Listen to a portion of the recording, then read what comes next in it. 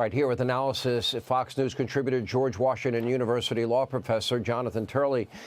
To me, it was interesting how the justices approached it in a different way. For example, Justice Alito went at it from a medical point of view and medical science and different studies and contradicted some of the studies that were being cited. Justice Kavanaugh said, isn't this a state issue?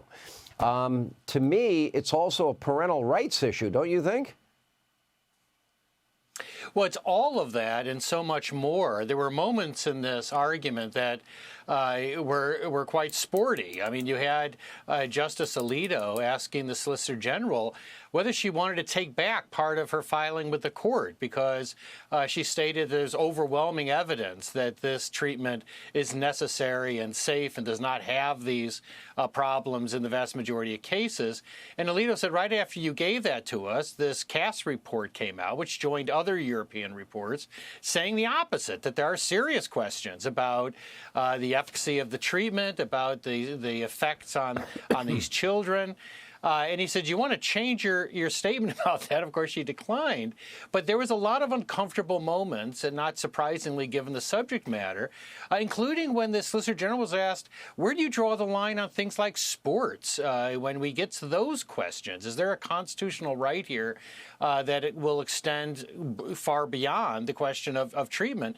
And the Biden administration said, well, you know what, you can work on that, essentially. They sort of shrugged and didn't give a very clear answer.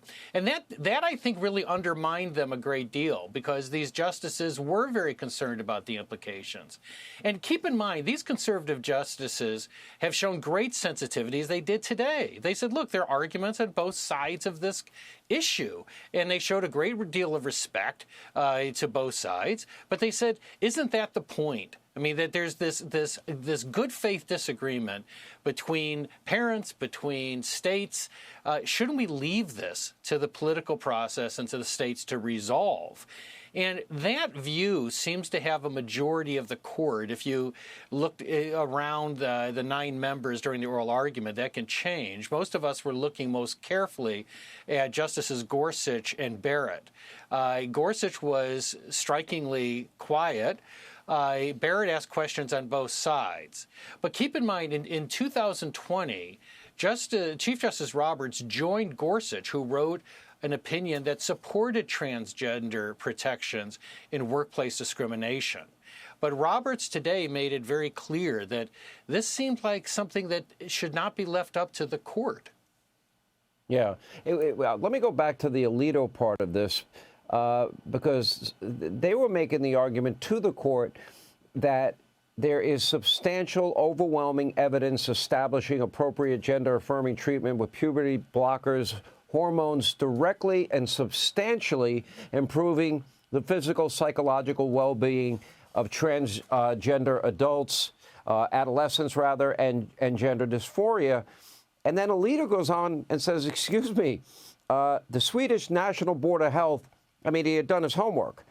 He goes on to said that, sorry, they assessed the risk of puberty blockers and gender-affirming treatment likely outweigh any expected benefit of these treatments. That was a pretty solid beatdown, and you rightly point out they were given an opportunity to kind of retract the definitive statement that was made in light of the new scientific evidence. I thought that was interesting. I thought it was. And, the justice said, I see studies on both sides here. I see arguments on both sides. But why do you think that we, 9 non-doctors, non-experts, should come in and make that decision for the states? This is a field in flux when it comes to the science, and that's putting it lightly. There are many people that disagree significantly with what the administration was saying. And that's why it really seemed reminiscent for many people of the COVID period, where you couldn't question what the CDC and others were saying about the 6-foot rule or the efficacy of masks. There was a certain orthodoxy that if you question it, somehow you must be in favor of COVID or you don't care much about the lives of your fellow citizens. There's that same feel on this one, that the justices tried to make clear that they have supported transgender rights. You have Chief Justice Roberts and Gorsuch, who just in 2020 did that. But that doesn't mean that the court should then take this entire matter away from states, parents, and others. Now, there's parents on both sides on this question.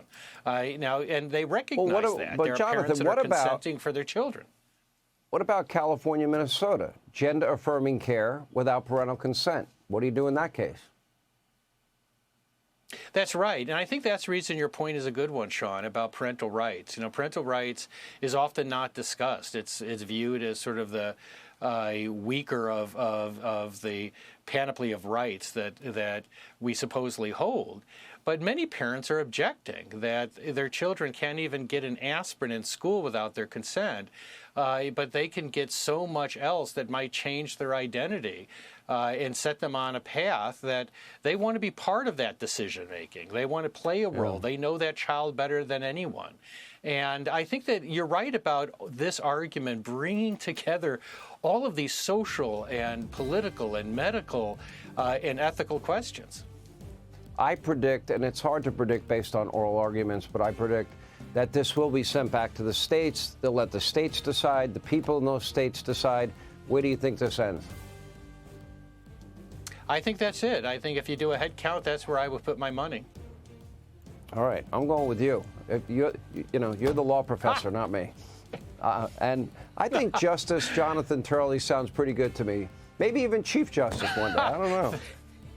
All right, Jonathan, From your thank lips you. to God's ears. Thank you, Sean. All right. Hey, Sean Hannity here. Hey, click here to subscribe to Fox News YouTube page and catch our hottest interviews and most compelling analysis. You will not get it anywhere else.